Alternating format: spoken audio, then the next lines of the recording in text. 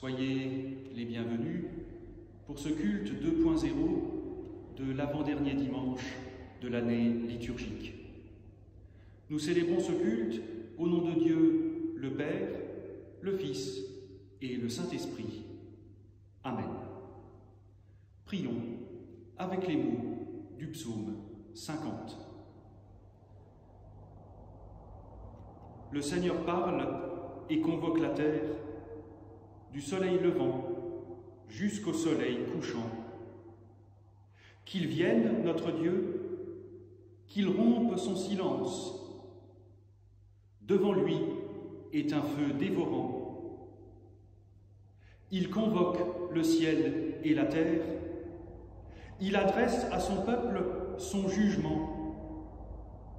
Assemblez devant moi, mes fidèles, faites venir ceux qui se sont engagés envers moi. Les cieux proclament sa justice, le juge, c'est Dieu. Offre à Dieu la louange comme sacrifice. Accomplis tes promesses envers le Très-Haut. Appelle-moi au jour de détresse, je te délivrerai et tu me rendras gloire. Qui offre la louange comme sacrifice me glorifie. Il prend le chemin où je lui ferai voir le salut de Dieu. Gloire soit au Père, gloire au Fils, gloire au Saint-Esprit, comme au commencement, aujourd'hui, toujours, et d'éternité en éternité. Amen. Dans le silence, nous voulons maintenant déposer devant Dieu ce qui nous pèse, ce qui nous encombre, ce qui nous empêche de vivre, ce qui nous sépare des autres.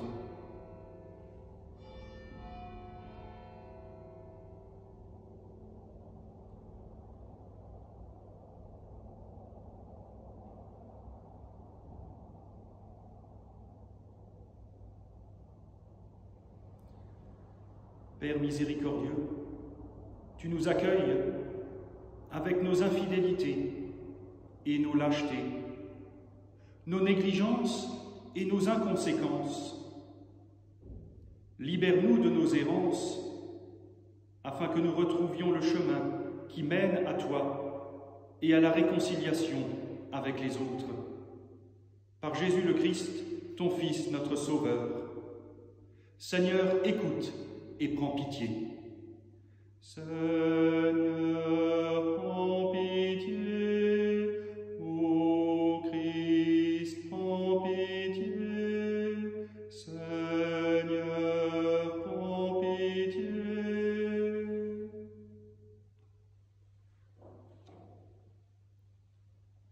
Ainsi parle le Seigneur. Par tes fautes, tu m'as fatigué, mais moi, je pardonne tes révoltes, et je ne veux plus me souvenir de tes péchés. Réjouissons-nous, Dieu nous pardonne, nous fait miséricorde, et nous conduit à la vie éternelle en Jésus-Christ. Amen. Chantons la gloire du Seigneur. Gloire soit à Dieu au plus haut des cieux, paix sur la terre aux hommes bonne volonté. Prions. Seigneur Dieu, au jour que tu as fixé, ton Fils viendra dans sa gloire. Fais-nous la grâce d'être de ceux qui veillent, de ceux qui te confessent en parole et en acte. Ainsi, nous serons pour le monde un reflet de ta présence. Par Jésus-Christ, ton Fils, notre Seigneur et notre frère, qui vit et agit avec toi dans l'unité du Saint-Esprit, un seul Dieu pour les siècles des siècles. Amen.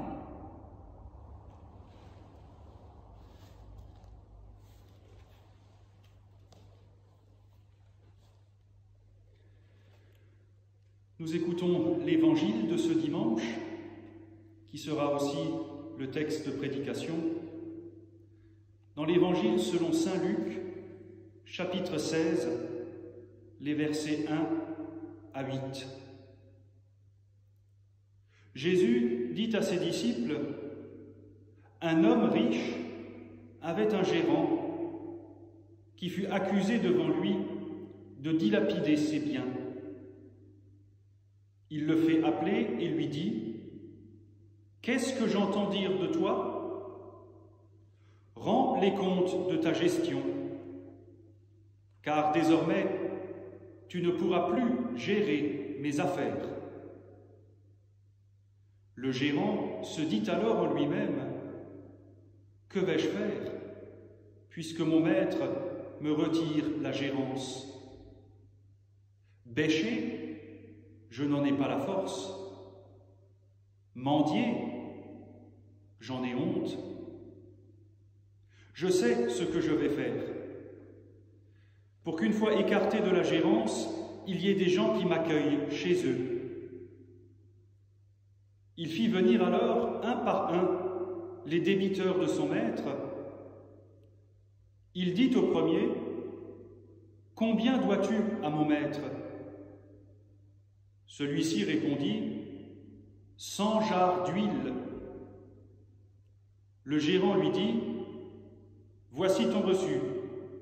Assieds-toi et écris 50. » Il dit ensuite à un autre: « Et toi, combien dois-tu? » Celui-ci répondit: « 100 sacs de blé. » Le gérant lui dit: « Voici ton reçu, et écris 80. » Et le maître fit l'éloge du gérant trompeur, parce qu'il avait agi avec habileté. En effet, ceux qui appartiennent à ce monde sont plus habiles vis-à-vis de leurs semblables que ceux qui appartiennent à la lumière.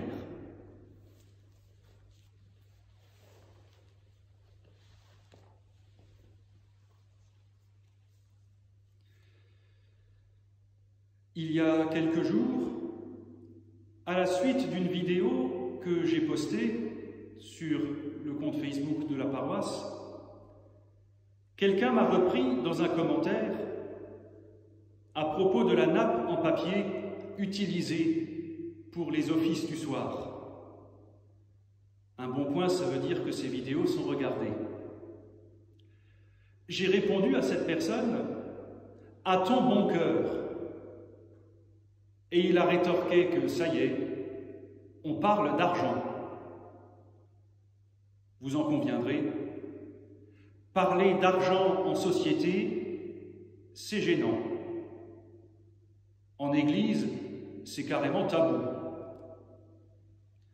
Nous venons d'entendre cette parabole dite du gérant habile. Un texte pour le moins déroutant, avec cette impression que Jésus semble louer l'attitude d'un homme qui se rend coupable de prévarication. Nous nous retrouvons dans ce texte face à plusieurs personnages assez peu sympathiques. Un patron qui renvoie son intendant sur la base de rumeurs, un gérant à l'honnêteté douteuse, mais lucide cependant sur le sort qui l'attend et sur ses capacités à travailler ou à mendier, avant de faire preuve d'une générosité a priori intéressée, et enfin des débiteurs profiteurs. Et puis l'argent. Dans ce texte, l'argent est qualifié de trompeur. Trompeur parce qu'on ne le mérite pas. Certains en ont beaucoup, d'autres pas assez. L'argent est entaché d'injustice. L'argent n'accourt que sur cette terre où tout se corrompt, et il n'a pas cours dans le royaume de Dieu. Je ne dirai rien sur la morale, disons, bafouée de ce texte, qui vante les mérites d'un arnaqueur.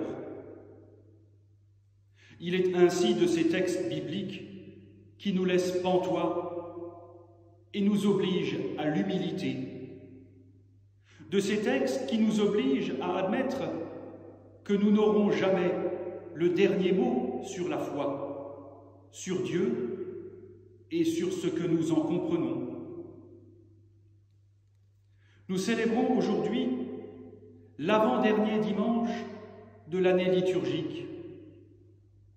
Ce dimanche a pour thème le jugement dernier. Ce jugement, vous le savez, a donné lieu à un certain nombre d'images, voire de fantasmes, sur l'enfer, sur la sévérité de Dieu, sur l'angoisse du verdict, des images pourtant peu présentes dans le discours de Jésus et quasiment absentes de la Bible. Les gens raides comme la justice, absolus dans leur jugement, sont souvent des gens très seuls et très redoutés. Ils interprètent le monde, Dieu et les autres, au moyen d'une grille bipolaire, arrêtant le curseur sur justice ou injustice, bien ou mal, vérité ou mensonge. Le monde, Dieu et les autres, n'est-ce pas un peu plus compliqué que cela? La justice comme seul critère de jugement de l'homme aboutit nécessairement à des aberrations. L'Évangile ne craint pas de le dire. Dans la pensée du Nouveau Testament, la notion de jugement n'est pas d'abord une question juridique ou l'équivalent d'un procès. Le jugement marque le moment de l'irruption de Dieu qui oblige à un choix pour orienter sa vie. Le jugement nous oblige, comme le gérant de la parabole, à nous poser la question de ce qui est important pour nous, de ce qui nous fait vivre et de ce en qui ou en quoi nous mettons notre confiance. Confrontés à ces erreurs, voire ces fautes, avec la perspective de la pauvreté, de la misère et de la honte, notre homme change. Il change ses critères de vie, de bonheur, de richesse. Le gérant donne priorité aux relations et non plus à l'argent. Vu sous cet angle, le jugement du patron du gérant porte des fruits. Ce n'est plus l'argent qui est le nerf de la guerre, mais la priorité est mise sur les relations humaines. Ainsi se passe et agit le jugement de Dieu. Désacraliser les idoles pour remettre l'humain au centre. Le gérant est un homme intelligent, développant des compétences et des qualités relationnelles exceptionnelles. Certes, dira-t-on, c'est l'intérêt qui le pousse à agir ainsi et non l'empathie. Après le procès en justice, voilà donc le procès d'intention. Attention, ce procès-là pourrait conduire beaucoup de monde en prison. Nos intentions de bons chrétiens sont-elles toujours aussi pures et désintéressées qu'elles le prétendent? Produisent-elles toujours les fruits de l'esprit? Ce que Jésus salue ici, c'est le résultat, pas les motivations. Il arrive que des rapports initialement basés sur l'intérêt prennent dans la durée l'allure d'amitié authentique.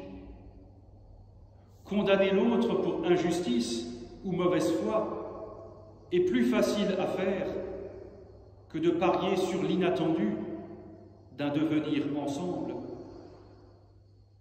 Sommes-nous capables de relations intelligentes avec les autres quand les relations justes et vraies s'avèrent hors d'atteinte? Si l'enfer est pavé de bonnes intentions, nous apprenons ici que le ciel ne craint pas de composer avec les mauvaises. Jésus salue cette sagesse du gérant.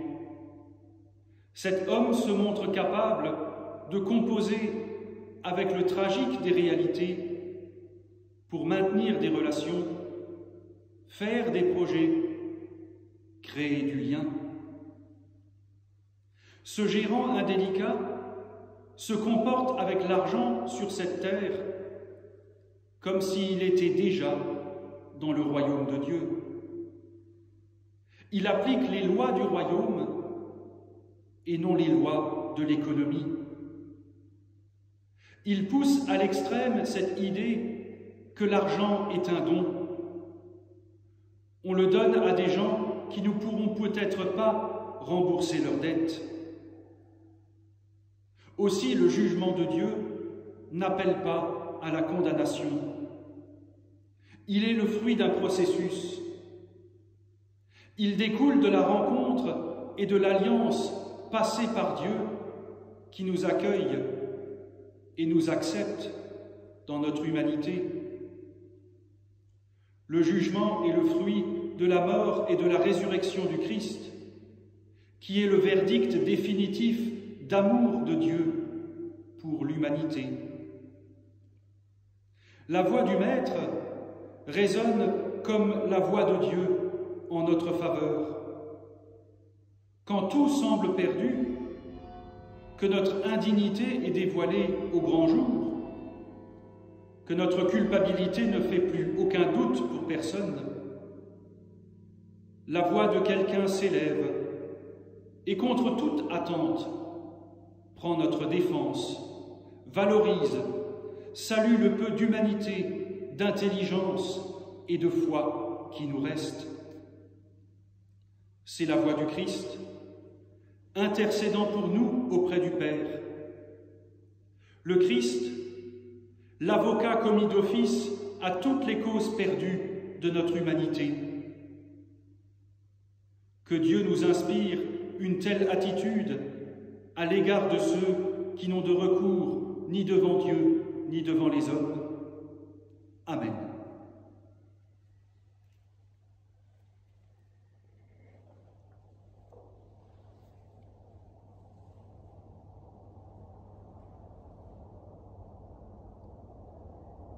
Unissons-nous dans la prière. Dieu notre Père, tu nous rassembles dans la communion de ton Église et tu nous fais vivre par ton amour.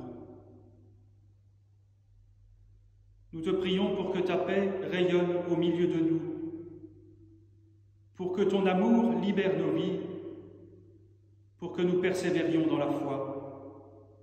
Mets en nos cœurs le désir de ton royaume.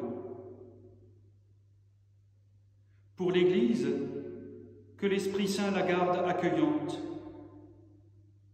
Pour les responsables des peuples, qu'ils aient la volonté de promouvoir la justice et la solidarité. Pour les malades, qu'ils rencontrent quelqu'un qui fasse route avec eux. Pour celles et ceux qui nous ont demandé de prier pour elles et qui prient pour nous. Pour notre pays, notre cité, afin que les chrétiens y soient témoins d'espérance et artisans d'unité. Avec le Conseil œcuménique des Églises, nous prions aujourd'hui en communion avec les chrétiens d'Australie et de Nouvelle-Zélande. Bénis ces pays, Seigneur, et accorde à leur peuple paix, concorde et prospérité. Et dans le silence, nous voulons confier ce qui nous tient particulièrement à cœur.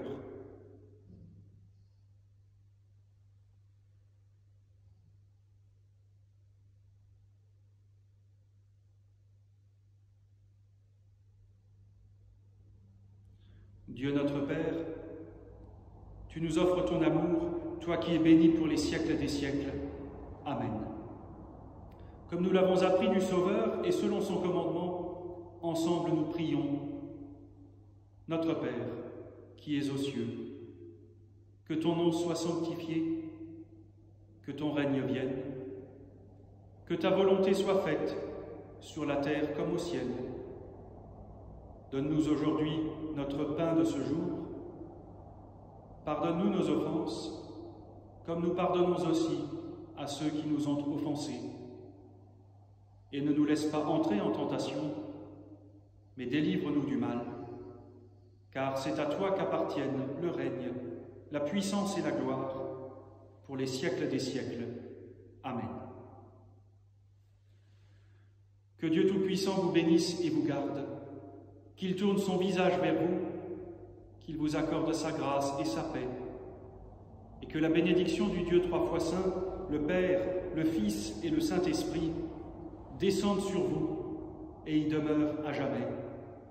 Amen. À toutes et à tous, un beau dimanche, bon courage, et je l'espère à demain.